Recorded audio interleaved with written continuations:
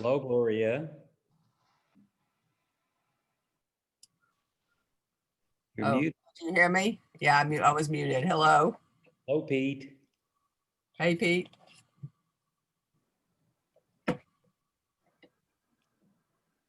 Jim's got a nice picture there, huh? Hi, Gloria. Hi, Doug. How are you, Pete? I'm doing well. How are you? Great, thanks. Good. You're always doing great. Well, the alternative isn't much fun, so, we do the best we can given the circumstances. Yeah. Hi, Gloria. Hi, Gloria.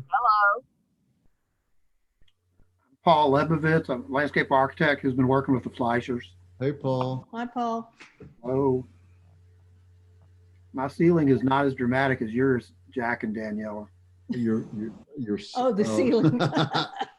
We can turn the other way if you want. Feeling insufficient,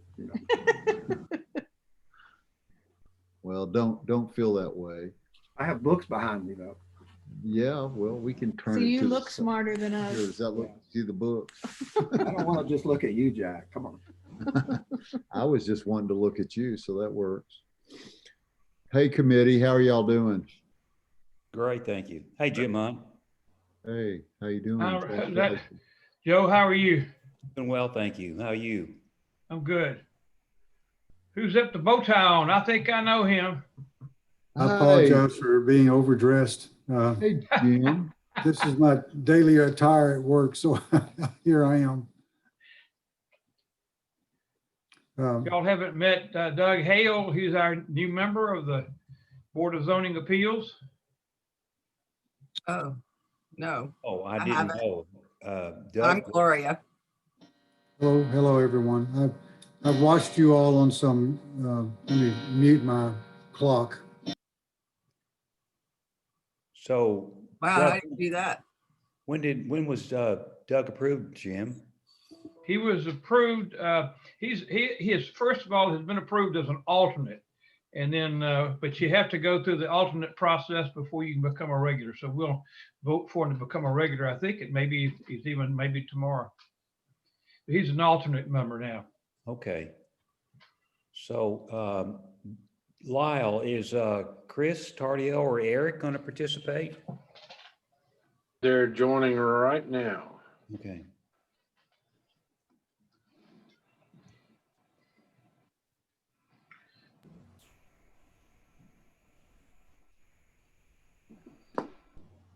Wow, is that your backyard? I'm impressed. Yeah, I'm in Colorado on top of the mountain. You wish. His laugh, he may be. No, I took this picture when I was there in September. Right. Still there. I was wondering where all the snow was.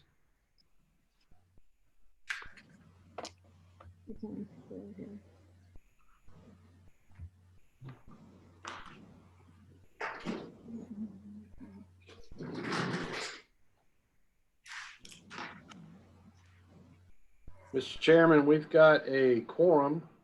Okay. All right. Welcome, everybody.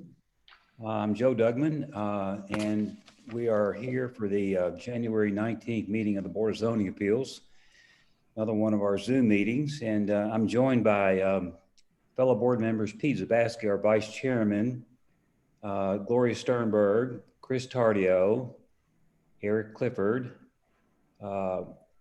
and I'd like to recognize Doug Hale, who is a alternate who's going to be joining us one of these days, hopefully soon. We also have Doug Berry with us.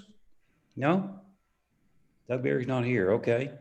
He's around because he was on the conference just at 4 o'clock. We had planning commission, so he's around. Okay. We also have Jim Hunt, our mayor, and joined by Edie Glazer, our city recorder, and Beth Reardon, our city manager. We'll discuss the minutes of the meeting at the end of all the applicants' presentations. There are 3 items on the agenda this evening. Each applicant is here because the request for a building permit has been denied, and they're here to appeal. It's responsibility of this board to hear your appeal. and determine if there's a reason why we should allow the board to grant your request while at the same time observing the intent and integrity of the city ordinances. The board can only hear what's been published. If other items that come up, we cannot hear those. The board will may grant an approval specific to your request. Our procedures are as follows. Our city manager, if I didn't introduce him, I apologize. Lyle Patterson is introduce each item. The applicant or their representative may present their appeal, and when doing so, please present your name for the record. And the same is true of anybody that's speaking on behalf of the public. Please present your name. There'll be a time for the board to ask questions, and we might solicit any comments from anyone in attendance. I'll close off the public portion, and then the board members will deliberate. It'll be a member will make a motion either for or to deny the request. If the decision of the board is granted, we'll ask that you remove your yard sign and pull a permit within a year. If it's denied, we ask you remove your yard sign. If it's deferred, we ask you keep your yard sign up. Each of us as board members have familiarized ourselves with your application. We may have made a site visit. Okay, I'll ask the board members now, are there any conflicts of interest? This is Gloria. I do know the Fleischers and the St. Gervaises as we know people in the neighborhood, but I don't think it's a conflict of interest. Okay, you have to decide, Gloria, if you can be fair and impartial, and that's what you've seen, that you've said, so we accept your decision. Now, we have a quorum, so Mr. Patterson, Lyle, we're ready to proceed. Thank you, Chairman. First item of business is the application of Jack Fleischer, 112 Linwood Boulevard, for conditional use permitting the construction of a swimming pool and a special exception for a fence. The building permit has been denied for the following reasons. Swimming pools require BZA approval. Fence is in other than permitted location. Now I will share my screen. And whoever is representing for this applicant, you are up. If you would call out the thumbnail, and I will get to it as quickly as possible. Yes, well, I represent the Fleischers, and we've given you all the plans that we have. Mr. Fleischer, because this property's been there so long, has a number of fences that are in place, and he'd like to. Could you introduce yourself for the record, please, sir? Oh, I'm sorry. Anyways, I'm Paul Lebovitz. I'm a landscape architect. And your last name is? Lebovitz, L-E, B as in boy, O, V as in victory, I-T-Z. Thank you, Paul. Yeah. So in Mr. Fleischer's case, he has so many linear length of fence in place securing the yard that we really don't want to put a fence right around the pool. And I think that's where our discussion is. He's had fences all down the edge of the property line, and you'll see in the drawing, we have some new fencing that goes around the back of the pool, which would meet your current standard of 6 feet. But on each side of the pool, on the right and the left, there's fences that are there, and they're in a lot of vegetation. You can't even tell the yard's fenced in, but it definitely is. And he has 2 gates he has to update towards the front, but that's not the issue that's been centered on. We've recognized that. The gate on the left side, the fence is already 6 feet, so it actually meets a Belle Meade standard.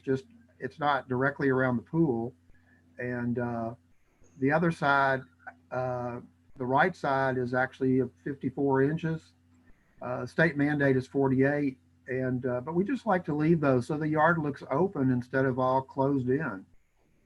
And that's the basis for, we're just asking that we get to use some existing fencing that's there. And we'd like to do that so the yard isn't split up by more fencing. Okay, thank you. Anybody else on behalf of the public have any comments or here to speak?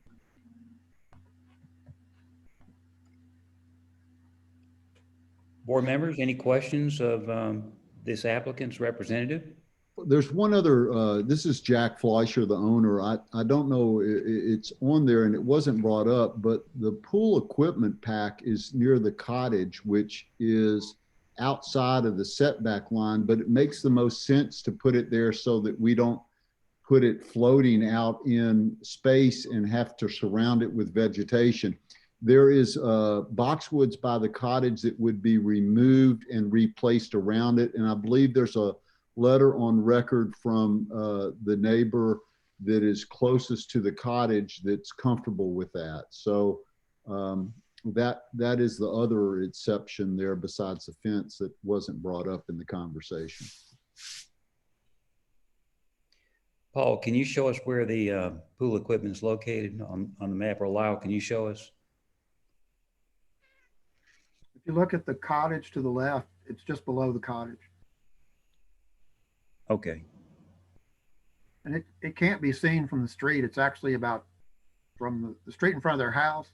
There's some vegetation and some other things, and that location is probably 20 feet lower than the street. Chairman, Mr. Chairman, Go right ahead, Pete. I would like to know staff's recommendation.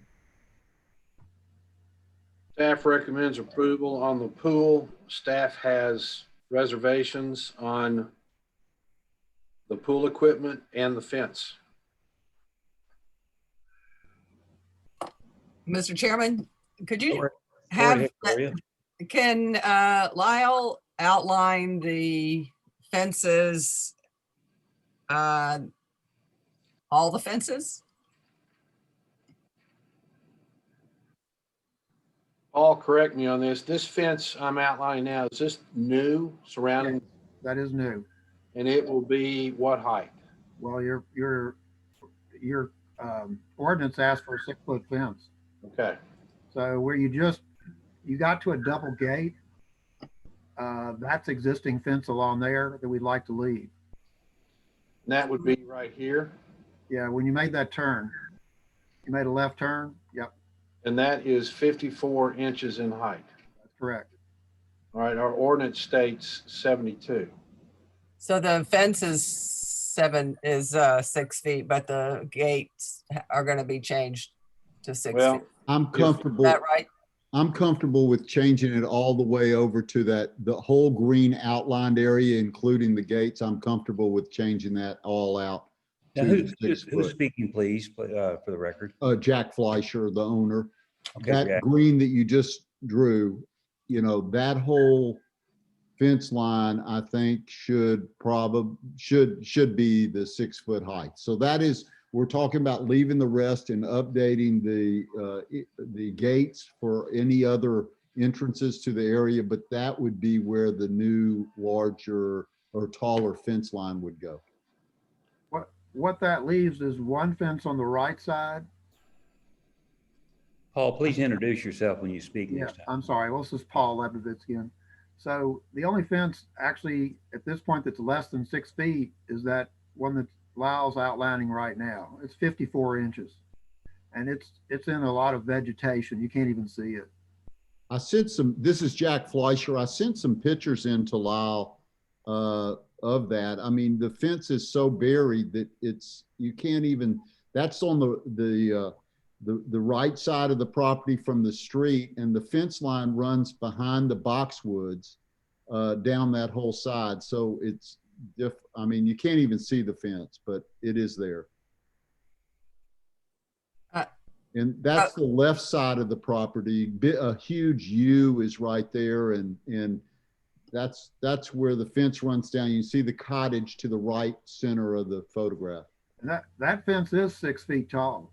Oh, yeah. Well, and that's looking at the neighbors and their pool over there, and the fence on the front left, you can see the wall associated with it. So, Mr. Chairman, Yes, that's Gloria. what I'm trying to clarify is whether the fence encloses the whole pool. Oh, yes. This Paul, it encloses the pool, and it's got it'll have the correct gates with alarms on them and childproof. Mr. Chairman, Yes. I'm a little lost in where we are on this where we're going right now? Are we still in open discussion with the applicant, or are you ready for to close off the public portion? Well, I thought we'd have questions of the applicant's representative, and that's the reason I was allowing you all to ask him questions about it. Okay. No, we haven't closed it off yet. So if you Okay. have more questions. So this is Paul again. I just want to make sure everybody understands. The far left side is already 6 feet. The far right side is 54 inches, and we showed you a picture of it. It's just covered in vegetation. So with the vegetation, it's probably 10 or 12 feet tall. And towards the back of the property, it looks like a U goes around the pool, and a section going to the right, the Fleischmans will put a 6-foot fence in to meet your code.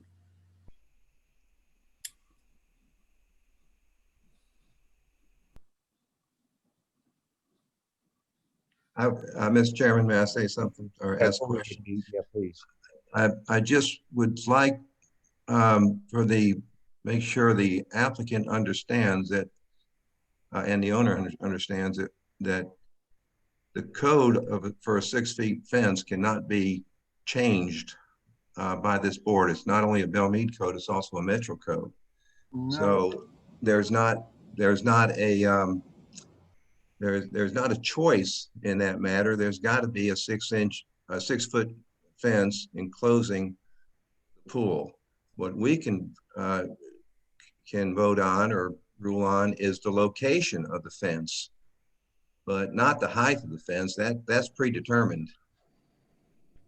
And Metro people put up 4-foot fences, so I haven't seen that. I haven't seen that stated in 6. Lau, can you clarify that? Yes, the IRC states 48 inches. Belle Meade tacks on another 24, 72 inches. That's in our ordinance. Okay, then, Mr. Chairman, if I can correct myself, my understanding was Metro was the same, but Belle Meade code. So there's nothing, if this house is in Belle Meade, we can't rule less than a 6-foot fence. And we can ask Doug Berry to confirm that. If it's part of the zoning code, you possibly could, but not a safety type code. You can't waive that. Well, the safety was set up by the states, 48. I don't know how Belle Meade chose 6 feet. Well, local ordinances can differ on things like the height of a fence. So.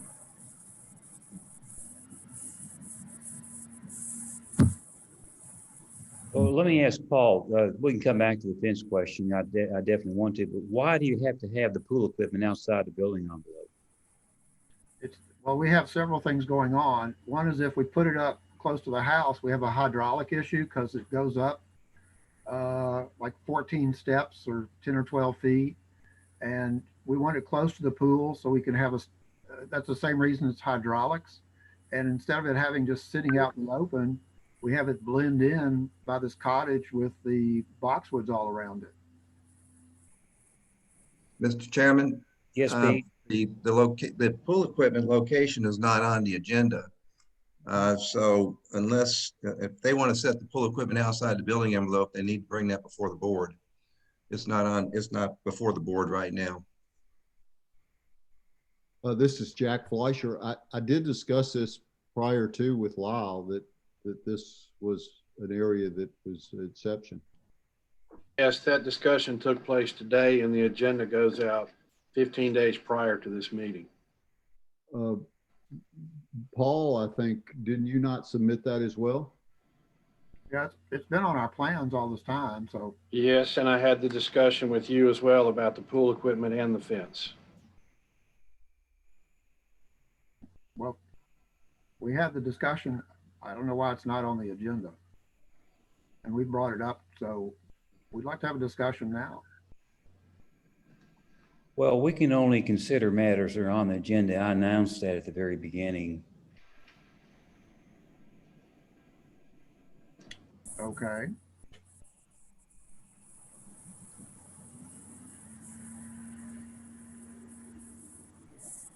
Mr. Chairman, Go right ahead, let me Gloria. ask Paul and the Fleischers if they could move the pool equipment into the building envelope.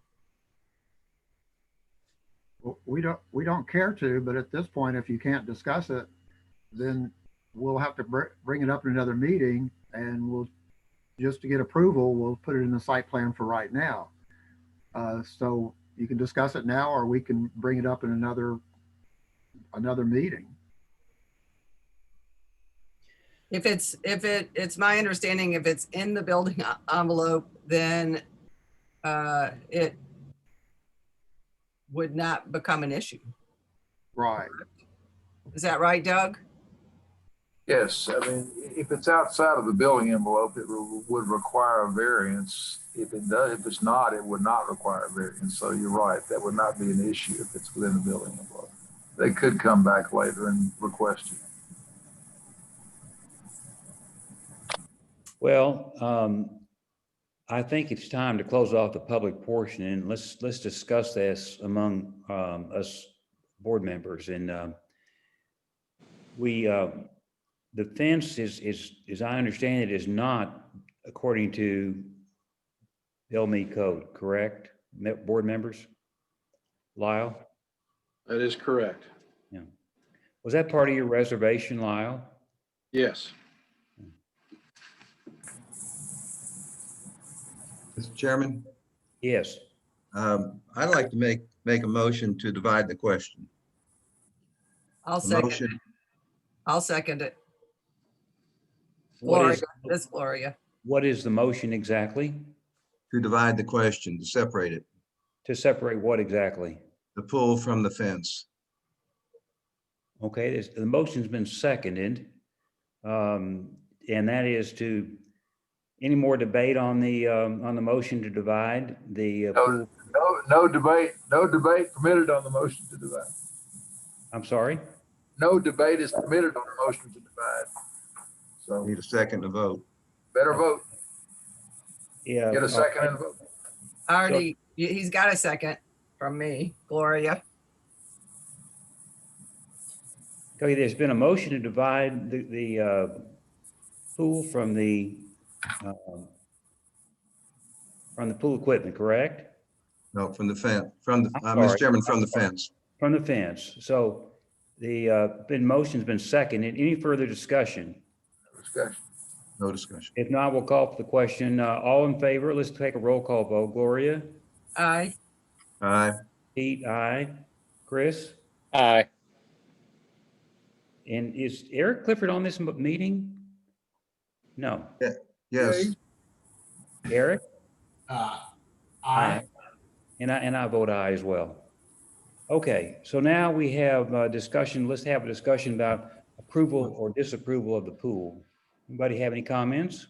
I'd like to make a motion, Mr. Chairman, to approve the pool as submitted. Is there- And is there a Gloria, second? I'll second it. Okay, any further discussion on the motion? If not, I'll call for the question. Pete, your vote? Aye. Gloria? Aye. Eric? Aye.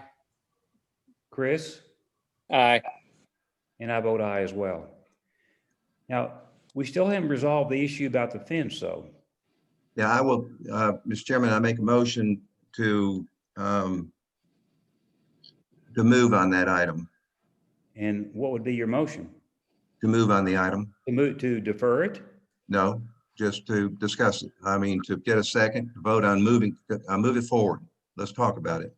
Okay, let's, I think we can all agree to talk about it. I don't think there needs to be a motion, but Yeah, the Robert's Rules of Order usually is you make a motion and you discuss it. So Let All right. let me advise the board about Robert's rules, sir. I think if you make a motion, you better make it to approve or disapprove or whatever. Otherwise, this board has, and most boards have, if you're more comfortable discussing it first, that's fine. But Pete, if you want to make a motion to approve and you get a second, then as we discussed last week, that does not bind you to vote for that. It simply puts it on the floor for the purpose of discussion. So A motion to Okay. approve would be appropriate if you don't mind me saying so. I would make a motion to defer the fence issue. Okay, is there a second? I'll second it. This is Gloria. Pete, do you want to amend your motion to, for a certain number of days? I would make the motion for 60, up to 60 days. Okay, is there a second on the amended I'll motion? second it again, Gloria. Let's vote on the amended motion to defer for 60 days. Gloria, Aye. Pete, I'm just, should we have discussion first? I'm a little confused. You can have discussion on a motion to defer, but only on the reasons for deferral, not the main question. Mr. Chairman, I think this goes to the reasons to defer, and let me direct a question at Doug, and if he can't answer it who's with the speaking? president. I'm sorry, this is Chris. Go ahead, Chris. And let me direct a question to Mr. Berry, and if he can't answer it, given the posture where we are with the motion, just tell me. I'm a little confused. I do understand, obviously, that our ordinance is 6 feet on the fence. Do we have the authority to waive that? I'm confused about that because I would consider it a safety ordinance. I don't have the zone. I don't have the zoning code committed to memory. I think this is in one of the life safety codes of the city, as opposed to the zoning ordinance. Any provision of the zoning ordinance may be waived or you grant a variance from it under standards for a variance, but if it's not in the zoning ordinance and it's a safety code, no, it cannot be waived by this board or modified. Lyle, is it in the city code or the zoning ordinance? Well, check. the RC, which is a national standard, says 4 feet. And Belle Meade, What does our code say? our code says 72 inches, 6 feet. And where is that is that in the zoning ordinance or elsewhere in the code?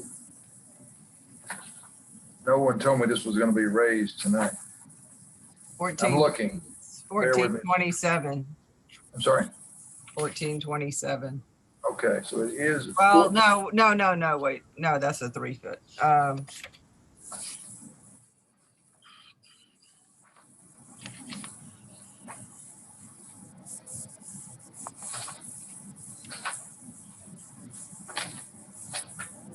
Bear with me just 1 second. Fences and walls.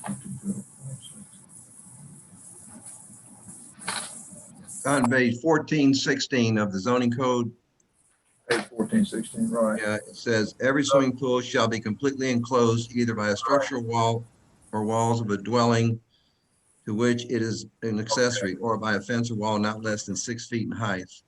Okay, so if it is part of the zoning ordinance, it can be varied under the standards for variance, but the applicant would have to show why those criteria had been met, and the item would have had to been advertised as a request for variance. So I don't see that in the agenda that it was advertised or analyzed that way. It just says fences in other than permitted locations. So I would say a valid reason for deferral is that the issue of the 6 foot height would require a variance, and you don't have that advertised that way, or no information about why a variance should be granted.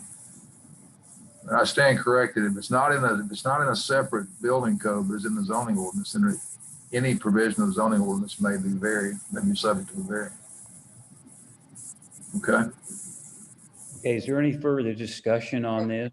Mr. Chairman, I just want to clarify also that the pool has to be enclosed by the 6 foot fence. I'm not seeing that it's fully enclosed on this. That's the merits. That's the merits of that's on the main question, Ms. Sternberg. I would say Okay. let's consider the deferral based on the reasons that have been put out. So Okay, where we are now, there's been a motion to defer, and the motion was amended for 60 days. The first thing I want to do is take up the vote on whether or not to defer the motion for 60 days. Then we'll take up the main motion. You don't take up the main motion if it's been deferred, Mr. Chairman. I'm sorry? You don't take up the main motion if it's been deferred. You move on to the next item. It hasn't been voted on yet. I know if it's, but if it, okay, if it is vote, if the vote is to defer, then that's, the item is no longer before you. I understand, but Okay, good. We're on the same page. but let me finish. The motion was to defer. He didn't say for how long. I asked for an amendment. He amended it for 60 days. So I'm voting on the amendment first, which is what I'm required to do. Right. 60 days. All in favor of the amendment for 60 days? Aye. Aye. Aye. Aye. And aye, that's unanimous. Now, on the main motion to defer for 60 days. All in favor? Aye. Aye. Aye. Aye. And I vote aye as well. Okay, then that resolves this applicant's application at this time. The reason we were, I'm missing something. The reason we're in a variance board, unless all pools, I guess all pools go to a variance board. Is that correct? Doesn't matter what they are, they go to the variance board? No, there's no variance board, Paul. We just have one board, Board of Zoning Appeals. We have the authority. Excuse me, to zoning grant- appeals. All right, I'm sorry, I said the wrong thing, zoning appeals. Yeah. So we had to just get a pool approved. That itself has to go to zoning appeals. And we brought out the fence that we wanted to discuss to leave. So it was advertised, it's been discussed. I don't know why we're continuing this. Well, the board is concerned about the height, and we're deferring it to give you an opportunity to come back to consider a different height. And you know what our regulations require. So it's up to you and the applicant.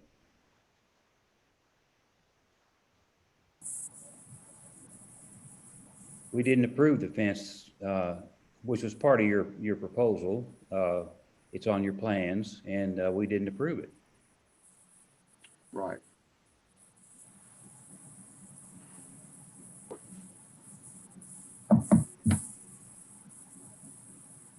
So, any more questions?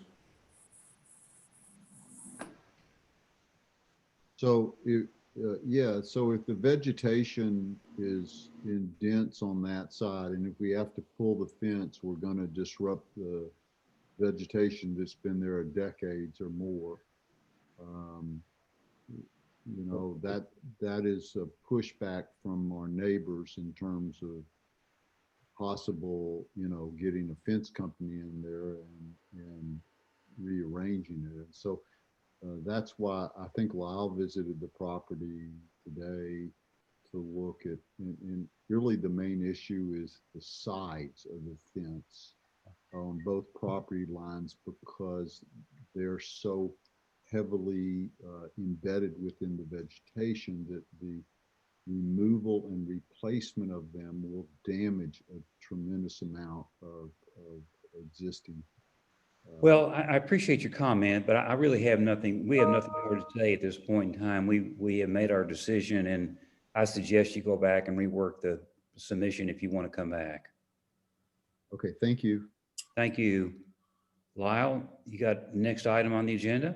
Next item is the application of Vintage South LLC, 113 Bellevue Drive South, for a special exception permitting the construction of entry walls to courtyard and a pier. The building permit has been denied for the following reasons. Courtyard entry wall, which is inside building envelope, is over allowed height and in other than permitted location. One pier at the drive is over by 12 inches. Staff recommends approval on each. And Ron, you are up. Thank you, Lyle, Mr. Chairman and board members, for allowing us to present this evening. Last month, this design was reviewed and approved by the Historic Zoning Commission. We were asked to make minor alterations to the style and type of window panes, which is reflected in the submission before you this evening. So all comments that the Historic Zoning Commission had regarding the project have been revised and updated in this submission. I'm here tonight to, as Lyle said, that board to consider the construction of these courtyard walls and it's actually two piers. If you want to zoom in, Lyle, on this drawing, I'll emphasize those with a little more clarity, but in yellow in the bottom right of this screen are the two piers in question. I'll speak in detail about those in a second. And also in yellow is the position and location of the courtyard walls. You zoom out just a little bit more, Lyle, so we can see the house footprint in total. The house footprint is H-shaped, if you will, and creates complementary courtyards both in the front and rear of the residence. The topography of this lot falls from the top left corner to the bottom right corner, or the lot slopes toward the front of the house from the street. So we are experiencing some vehicular and pedestrian activity along Bellevue Drive that would look down and into the building envelope and our proposed residence. The proposed courtyard walls help define and create the private entry sequence that was reviewed by the Historic Zoning Commission and commented on as likability. The walls provide additional privacy and from activity along Bellevue Drive. And in my opinion, the courtyard walls are a significant component in the style and aesthetic of the residence. Now, if you would go to the front elevation, please. Highlighted in red, in yellow, is this courtyard wall that is identifying the entry sequence and creating the inner courtyard. On the right of this drawing is the first arch window, is a small gate that allows you entry into the entry sequence, and then underneath that covered portico that heads to the front door. The center arch is axial and aligned with the front window that is back at the back end of the courtyard. And then the left arch is the complementary arch that brings symmetry and balance to that composition of stone and gate materials. These are rendered in stone and articulated with complementary arches and gates, establishing and maintaining a design cue that is found on all four elevations. Now you might pan down and show the board the other four elevations, but there's a consistency of theme with all four elevations that got quite excited about how we're using the arches front and back and the stone as it wraps around and down to create the base of the house. Important to note that the courtyard walls are located within the allowable building envelope and within all setbacks. The courtyard walls are not designed or intended to manipulate grade. It's not their function. Their function is for creation of an outdoor space and privacy along the front, and as a complement and design cue to the overall residence. The two piers. Might go to the site plan, if you would, Lyle. We'll probably pan back down to those. Site plan on that front corner. Defining and complementing the guest parking and entry sequence are two low console walls. So attached to the two yellow squares are shaped and contoured stone contour walls. The way the grade falls, I'm using the stone console walls and piers to allow for a slight transition up from the guest parking to the walkway that enters the front portico. In addition, these walls bring definition to the guest parking and passage through for the circle drive. Because of the grade fall left to right and towards the house, the piers are in compliance on the left side and out of compliance on the right side at 4 feet. I think these stone piers help bring termination to the console walls. You might go back down to the elevation, Lyle, that you were headed to with the showing the side view of those walls. I think they help bring termination to the two console walls and help give definition to that guest parking. So we're asking for a slight modification to the 3-foot requirement at just these two areas, two little piers, to go to 4 feet. They would also allow for the addition and inclusion of 2 low-hanging gas lanterns for the guest parking and illuminating the guest parking at that area. With that, I will open it up for board questions. Mr. Chairman, Go right ahead, Gloria. on the piers, can you explain again why one is 4 foot and one is 3 foot? Is that because of the grade? Or is it at grade? Yes, Mr. Chairman, my address. Go right ahead. Gloria, the 3 foot on this drawing that you're looking at is identifying that the console walls right and left of the piers are 3 feet. Both of the piers from this orientation would be 4 feet. Sorry for that confusion. Does that make sense? Okay. Yeah, sort of. Might zoom in just a little bit, Lyle. That's as tight as I can get it. Okay. The 3 foot is showing the height of the console wall on the right side of the pier. Oh, I see. But I want to make sure that the board does know that both piers are proposed at 4 feet.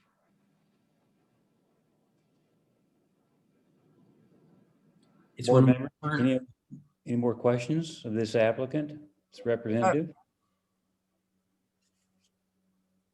I have a question for Lyle, Mr. Chairman. Go right ahead.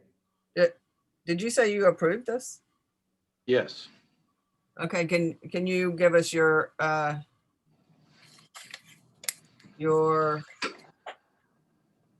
reasons for approving? Well, the walls are inside the building envelope and they are a part of the house. Okay. If a second story or flooring system were on top of this courtyard, we would not be having this discussion.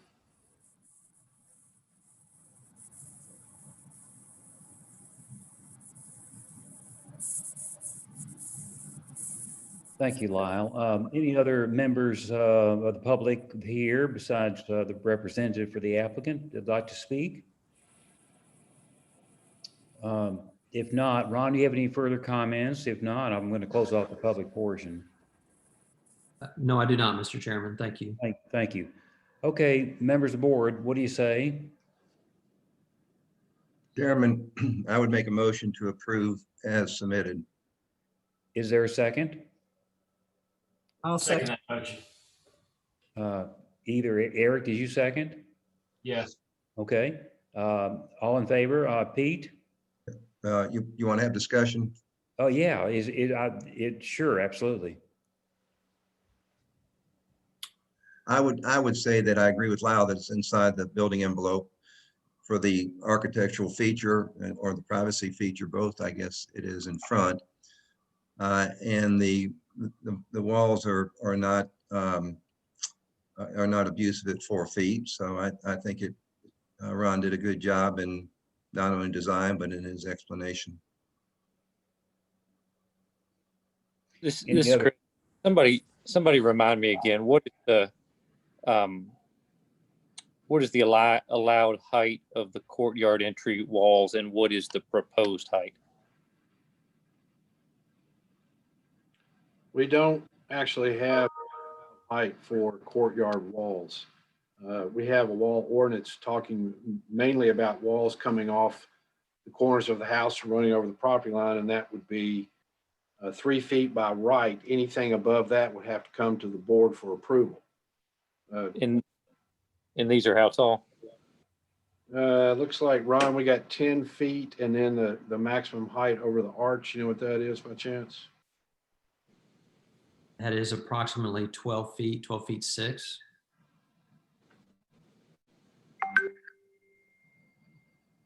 Mr. Chairman? Yes. I know it's closed. I'd be happy to elaborate on that some if I may.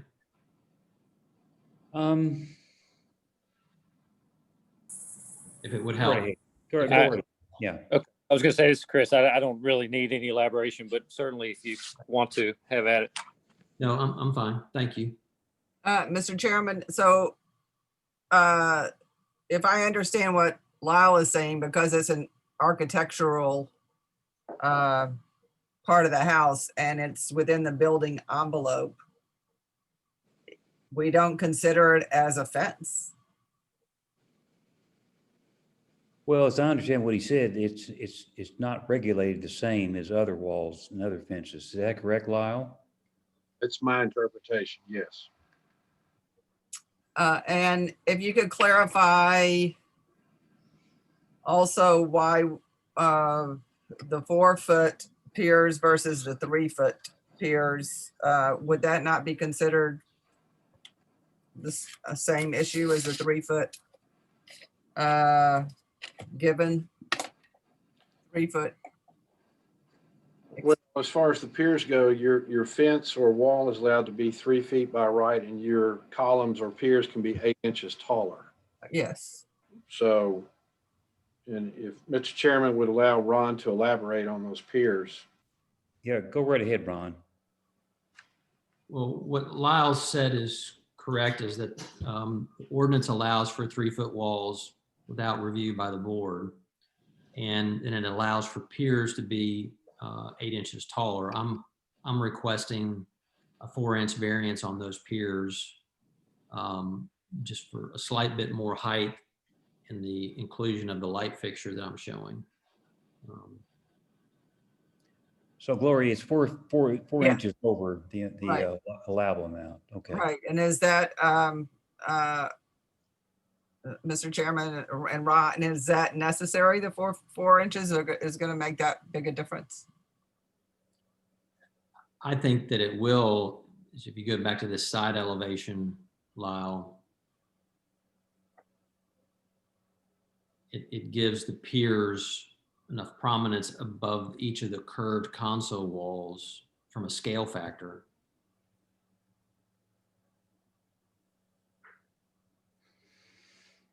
Okay, thank you, Ron. Board members, any further discussion on the motions on the floor?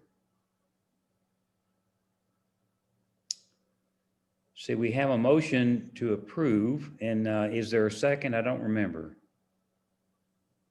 Yes, Gloria second. Gloria second. Did I, or Eric? I thought Eric did. Eric, they both did. Eric, thank you. Any further discussion? If not, I'm going to ask for the call for the question and a vote. Pete? Aye. Gloria? Aye. Chris? Aye. Eric? Aye. And I vote aye as well. Thank you, board members. Okay, thank you, Ron.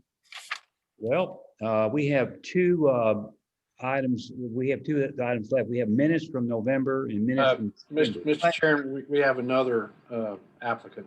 Oh, I'm sorry. I apologize. Go right ahead. Third item on the agenda is the application of Jay Sangiovese, 1104 Belle Meade Boulevard, for a conditional use permitting the construction of a swimming pool and a variance/conditional use for a pool house.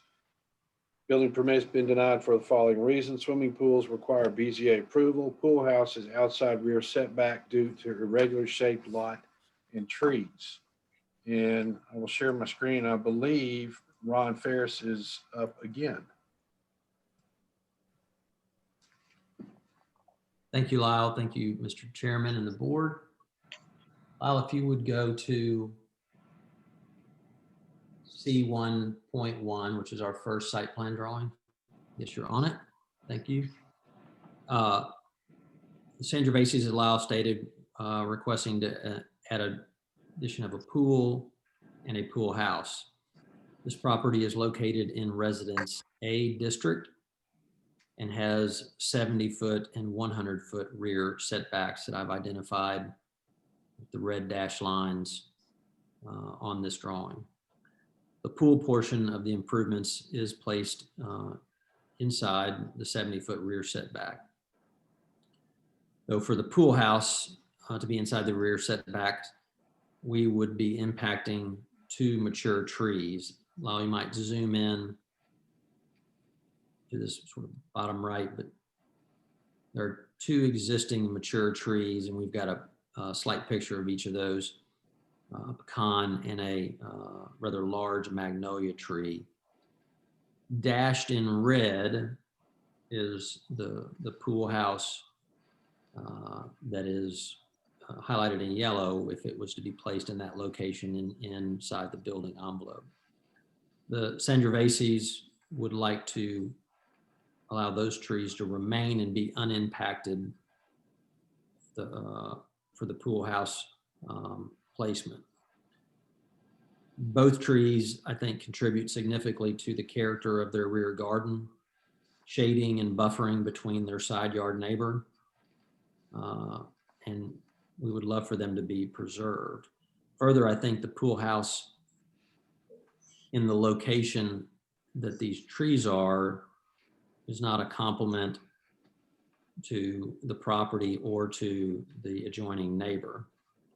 As proposed, the pool house portion falls in a position that we feel is least impactful to either side yard neighbor. Might pan out just a little bit, Lyle, for me. And then if we want to go down one drawing, we'll come back to this one, but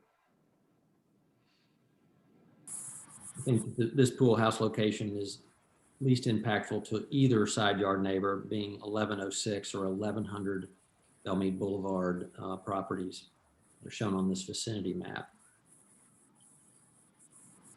One item to note is that the properties along this section of Belle Meade Boulevard and Chickering are irregular and have angled rear property lines, resulting in several of the properties that you can see on this drawing, including the Sangiovese, having narrowed or shallowed rear yards when you apply the Residence A setbacks to them.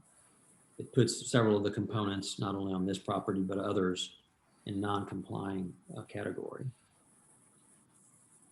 Scale and design of the pool house. Well, if you want to scan to the elevations of the pool house. The pool house was intentionally designed to be two small scaled cabanas with an open trellis between them for shaded outdoor sitting. This type of design results in a pool house of reduced scale and smaller massing. And in short, it precludes the pool house from being a large single mast structure. It's our goal for the pool house items to read as twin garden follies and to be an overall complement to the pool and garden experience with the Sangiovese's rear yard.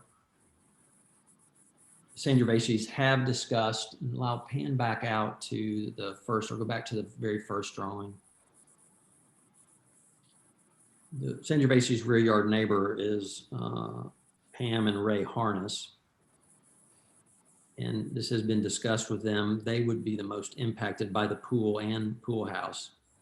There are existing buffering trees in a line. I've got those identified, but they're in a single line, not on the property line, but removed from the property line. Those are existing, and the other large trees are existing. Those items currently buffer the rear yard of the Sangioveses from the rear yard of the Harnesses.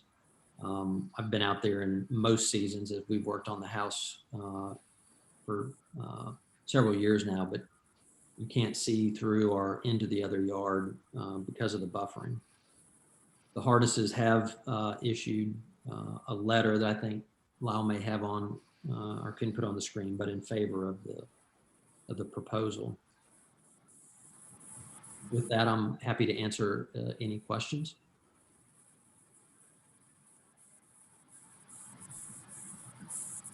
Mr. Chairman. Go right ahead, Pete. Okay, Mr. Ferris, you're asking for a variance. What is the hardship on this lot that qualifies it as a variance? Well, from my experience, hardship is physical items on the site, whether it's shape or physical elements that create hardship. I would present that those are the trees and the particular shape of the property. Okay, I'll ask if Lyle, if you wouldn't scroll down to where it shows several lots. Right there, yeah, that. So, Ron, you're saying really every lot on that, I'll call it a plat, with maybe exception of the corner lot, qualifies as a variance. Well, from my experience with Residence A districts and the setbacks is that these lots were created prior to an overlay of the Residence A and the 70-foot rear setback. And these lots, because of their irregularity, starting with, I think it's 1100, but it's the top right, and then 1205 and 1207 and 1104, you can see that those four particular pieces of property have unique shallowness to them. It grows worse on properties 1100 and 1205. And had those lots been regular shaped or deep, and the 70-foot rear setback would put the addition that you see in the bottom right in compliance, and it would put our proposed pool house in compliance. So it is certainly a microcosm of this section. But the lots that are deep enough are afforded the capacities with their setbacks. It's these lots that are uniquely, I'm arguing, uniquely shallow.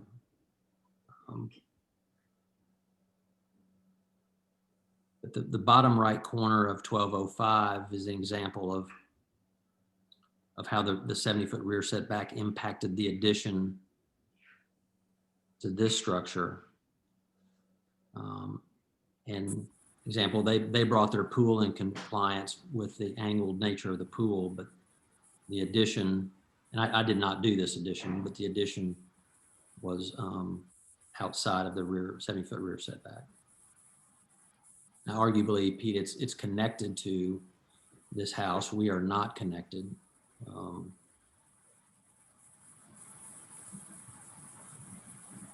But isn't it also inside existing setbacks? It's inside the footprint of the existing house, establishing the existing setback, yes.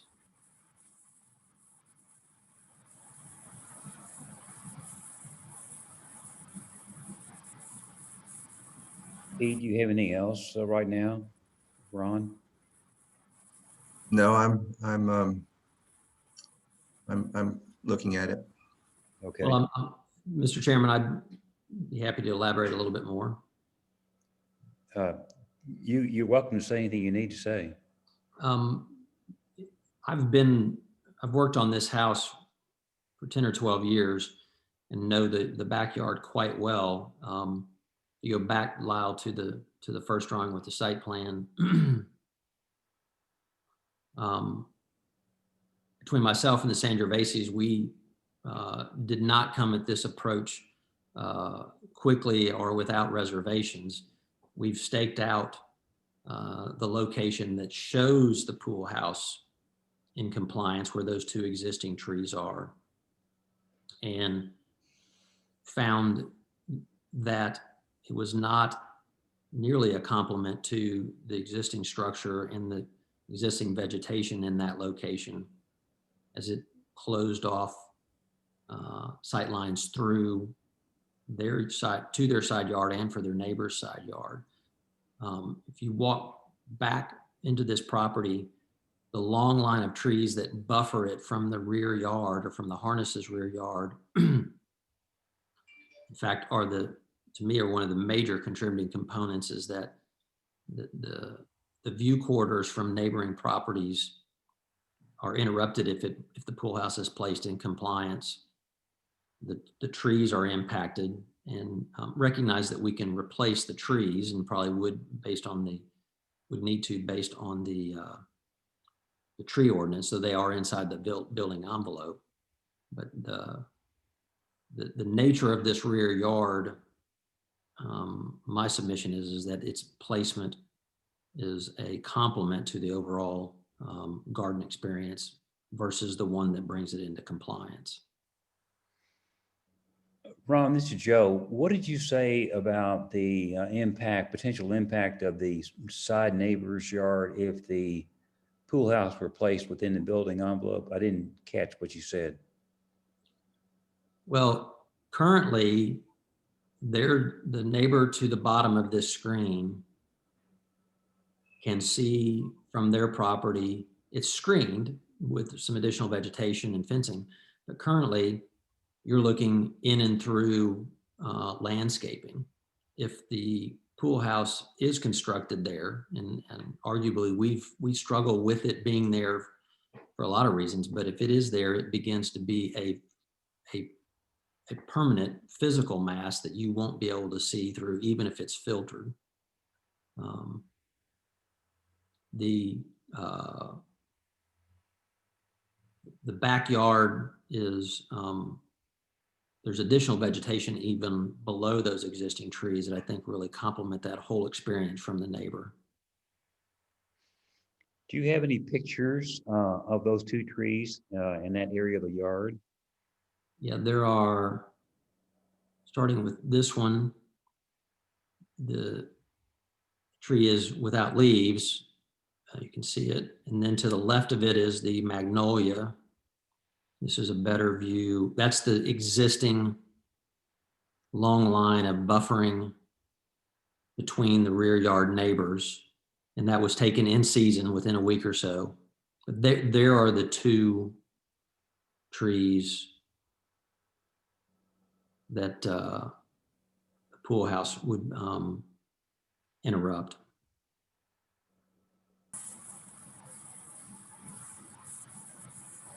Mr. Chairman, could I ask another question, please? Go right ahead, Gloria. And where is the pool equipment?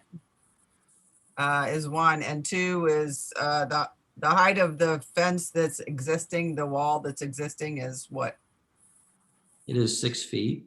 6 feet. And we would place, Lyle, in this drawing, we would be placing the pool equipment in the top right portion of the building envelope, right in that area where you were just hovering over top of. Yes, in that area. In the building envelope. Yes. Ron, could you move, this is Joe again, could you move the pool toward the top of the page and fit the pool house in a little better without disturbing the trees? And there is some fine tuning of the pool position in the pool house as proposed, but the one thing, and maybe allow you to go back to the pictures, is that the pool house is centered. Hold on to this one, Lyle, before you go. Sorry.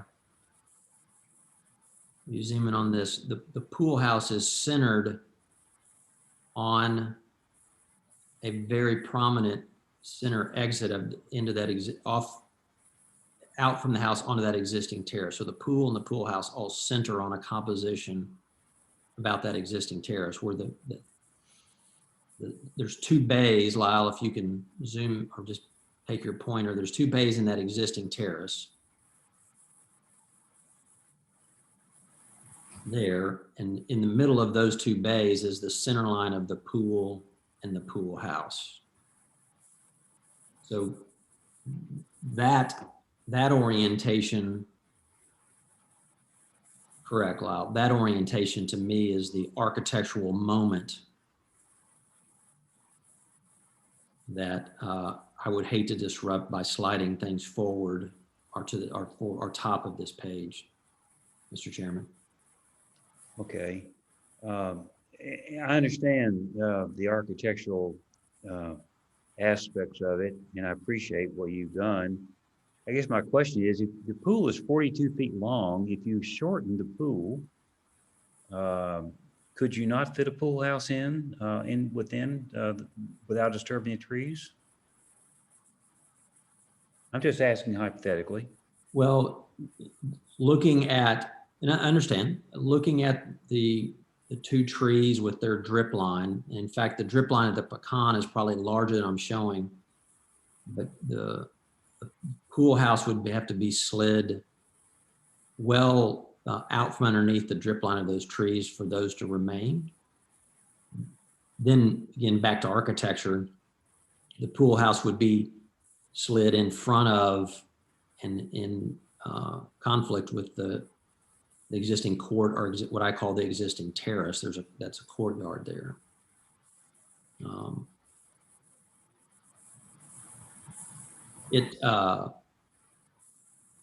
One of the elements that maybe this is for sort of a broad overall sort of think tank discussion here, is that the code does allow for gazebos of 250 square feet, which this is what's lying between these two structures. The gazebo portion of this could be slid and moved all the way back to the rear property line and be 10 feet off of the property line. That's something that we looked at, but we felt that that structure placed well back of this was not the right move for it as well. So many considerations in terms of how we place this structure and recognize the difficulty of our request. Thank you. Any board members have any other questions of Ron before I close off the public portion? Okay, if nobody else, is anybody else here from the public, or is the applicant here, Ron? I believe the applicant is here. Does the applicant want to make any comments? I know her microphone is muted. Well, okay. I'm going to assume they don't want to. So let's discuss it among ourselves. Board members, what do you say? Mr. Chairman, I'd like to make a motion to divide the question. The pool separated from the pool house. Okay, there's a motion on the floor. Is there any discussion? First of all, is there a second? I'll second this, Chris. Okay, thank you, Chris. Now, is there any discussion on dividing the pool from the pool house? Okay. If not, I'll call for the question. Let's vote on this motion. Pete? Aye. Chris? Aye. Gloria? Aye. Eric?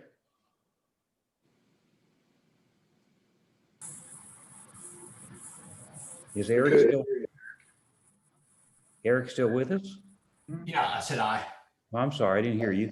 And I vote aye as well. So the motion passes to separate the approval of the pool from the pool house.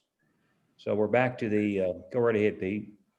I'd make a motion to approve the pool as submitted.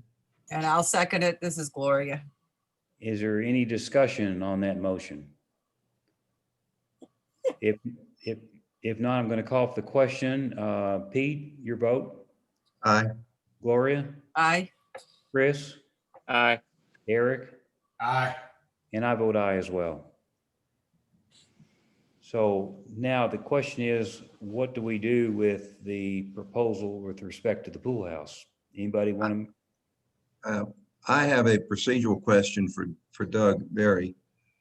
Doug, do we have to vote either to approve or deny it? We can't just vote to move on this item and second that motion. Yeah, you really do. I didn't mean when I gave the orientation last week. I didn't mean to say it is moving approval does put and getting a second does put the matter before the assembly. And my point for that was that's important to get it out there for discussion. But you're not the person who made the motion does not have to vote for it, and the person who made the second does not have to vote for it. But there's when you file a motion, you make a motion, you do have to say what action you want to take, but my point is you're not stuck with that if you change your mind because of the discussion. So a proper motion would be to move to grant the variance because of the XYZ criteria have been met per the variance provisions of the ordinance. You get a second to that and then have discussion, and then you could vote for it or against it. So I think you do have to do that, Pete. What you're saying is, I think, if I can clarify, Doug, you're saying is because it's on the agenda, it needs to be resolved one way or another. I'm just saying in terms of Robert's rules, there's no such thing as a motion just to put it out there for discussion. Any motion puts it out there for discussion, but you need to say, you need to move approval or deferral or divide the question, which you've already done, obviously. Okay. But making a motion just one more time does bring it before you for discussion, and you don't have to vote the way you moved or second. That's all I'm saying.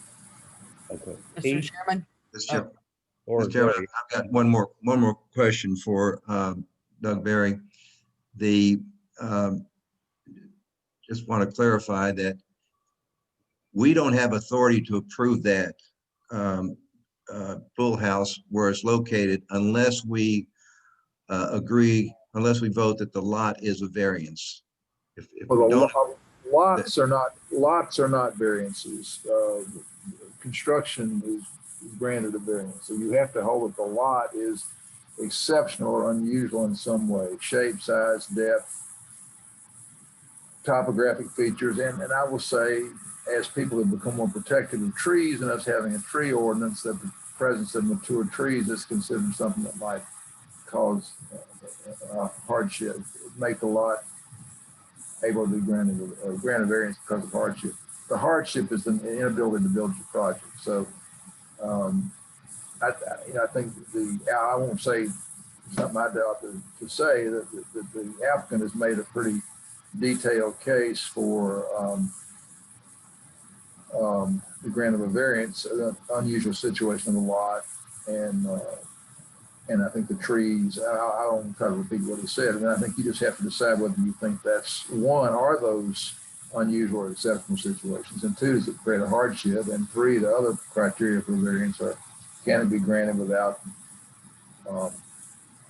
harming the public interest or undermining the intent and purpose of the zoning ordinance. So, and I understand that, but I guess my question is, we can't approve it unless we recognize the lot as a hardship.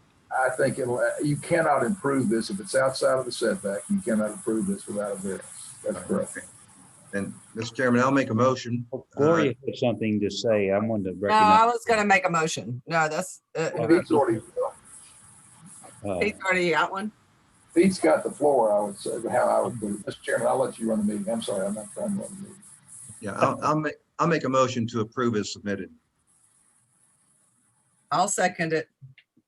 Okay. But we have to establish okay, I guess there's discussion, but we have to establish the variance. Well, it's on the agenda as being a request for approval because it is a variance. And if you want, I don't know if we have to say that in the motion or not, but it's already in the agenda. So if it's approved, it's based on the fact that it is a variance. Am I correct, Doug?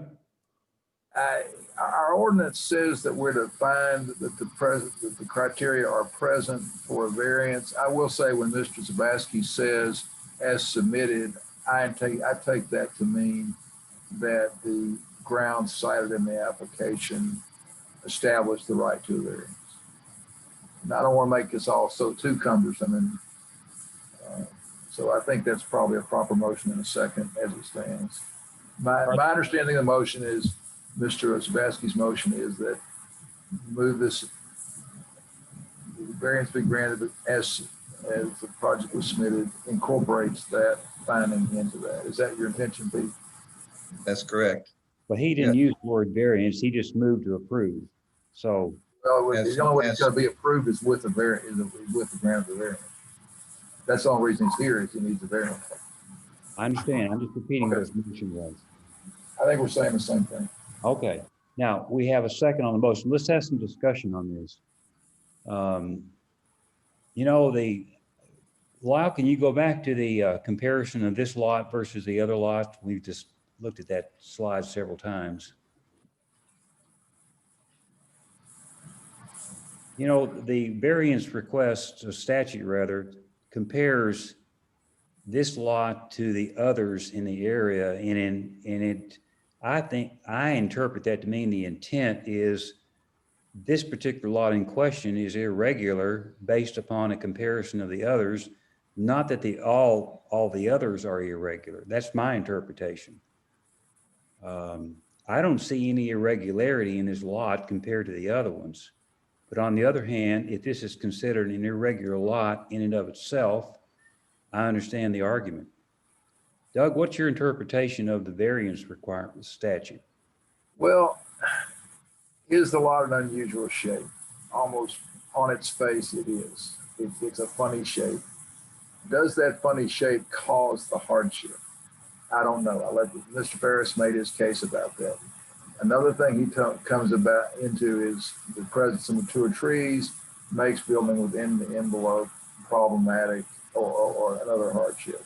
So it's not up for me to say whether he's made his case for a variance, but those are the sorts of things you would hear on a regular basis. I mean, sure, all those lots are irregular in shape, and depending on the proposed construction for all the others, when and if it should ever come in, all of those lots, I would say, you know, they're not rectangular or square. All of those lots have got a problem depending on what the homeowner wants to do. I don't know what the topography is and other problems are, but those are some funny shaped lots.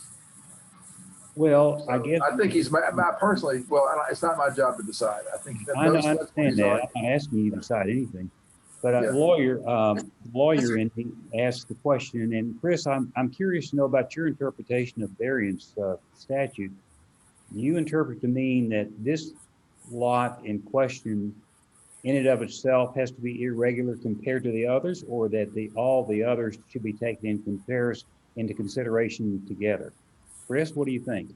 I take the question to be both of those components. That in my opinion, if you can qualify it under either of those tests, so to speak, it would be it could qualify as a variance. So I don't know that it's one or the other, Joe. Okay. I'm just I'm sorry, Mr. Chairman, I misunderstood your question. I don't think it has to be irregular. I mean, the very word irregular would mean in relation to other lots. I don't think you have to go around and compare it to the whole neighborhood. There's some language in our ordinance that suggests that state law standards for variances, the established standards for variances don't really get into all the other lots. They just get into, is this irregular shape cause a hardship for this particular builder for this project? So I think, once again, I think we're kind of saying the same thing. But well, our statute makes reference to the lots in the area, and I don't have the exact wording, but it does make reference. It does. But anyhow, okay. Mm-hmm. Anybody else want to chime in on this issue? Mr. Chairman, it appears that the variance is established because there's really no detriment to the public good. It's not impairing the intent or purpose. It doesn't appear to be impairing the intent and purpose of the ordinance in terms of it, because it does have an odd shape and it does have the trees issue. And it's not out of harmony with the neighborhood. So if the variance has been established, then there's a motion on the floor, and I'd like to call the question. Well, I want to make sure before you do that, well, I don't have to vote on that. I want to make sure there's not any further discussion. Do we have to vote on the question, Doug? You'd need to get a second to the move to the question and 2/3 vote. That is, you'd have to have 4 votes to cut off discussion. So if the question's been moved, then you got to get a second to that before it's considered a proper motion. Is there a second?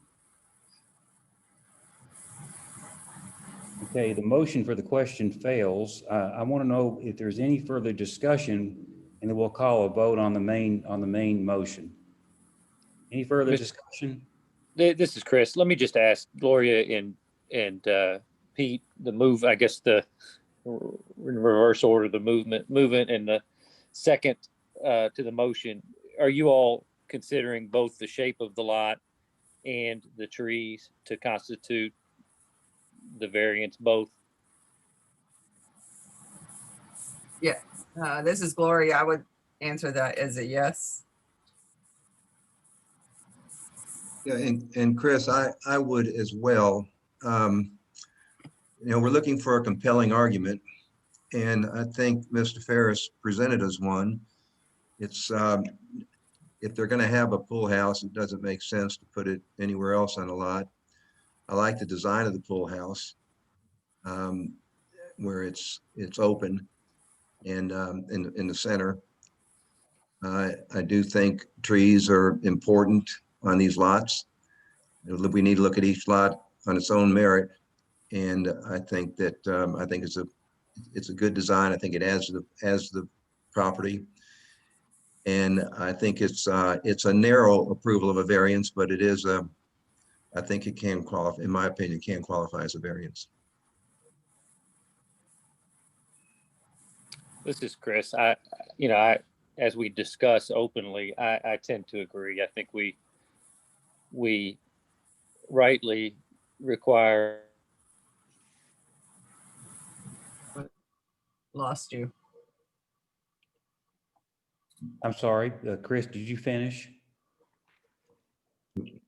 It's frozen. Phone or second, it doesn't impair the neighbors or the intent of the character of the neighborhood. So I agree with you both. So I'm ready to vote whenever we are all ready. Eric, anybody else have any more comments? If not, I'm going to call for the question. Okay, Pete, it's your motion. What do you say? Aye. Gloria? Aye. Chris? Aye. Eric? Aye. And I vote aye as well. So it passes unanimously. Okay, thank you very much, Ron. Thank you, board members. Appreciate your time. Yes, sir. Now I think we're down to Minutes. approval of the minutes for November. Has everybody had a chance to read the November minutes? I have. I'll make a motion to approve as submitted. Is there a second? Second. Okay, call for the question. All in favor? Aye. Aye. I'll abstain. I'll abstain. Aye. You'll abstain, Gloria? Okay. Yeah, I wasn't there. Okay, that's fine. All right, the November minutes have been approved. Vote of 4-0. You need to vote, Doug. Doug, you need to vote. Doug? My face to shut. I can't get close enough. What do you mean Doug needs to vote? You didn't vote on approval of the minutes. I do. Doug Berry or Joe Dugman? Joe Dugman. I'm sorry, Joe Dugman. I vote. You look like Doug. Well, thank you, Doug. I'm not sure that's a compliment. No, thank you. It means a lot to me, really. I'm not sure you want to accept that. Okay, the vote, I did vote aye. I'm not sure you heard me, but I did. Okay, then on the December minutes, everybody. I'll make a motion, Mr. Chairman, to approve Is there a the second? December minutes. Second? I'll second. Eric, did you vote? Okay. Yes. I call for the question. All in favor, vote. Aye. Gloria? Aye. Pete? Aye. Eric? Aye. Chris? Aye. And I vote aye as well.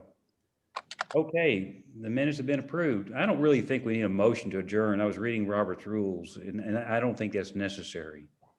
Do you, Doug? No, you can always adjourn by consent. You can start walking out if you want to, but motion to adjourn is fine. Now you tell us. Somebody might just start clicking You leave. said that was the most important one. And I think The most important ones. if you click leave, I think it's adjourned, right? Well, I'd like to just add that we usually have our BZA end of the year review. This year, we're going to have a retreat And I will send out a doodle invite shortly. We're going to have it at a secret hideaway this year. Secret what? Is it going to be Secret electronically? hideaway. Is it going to be electronically? No, we're going to meet in person.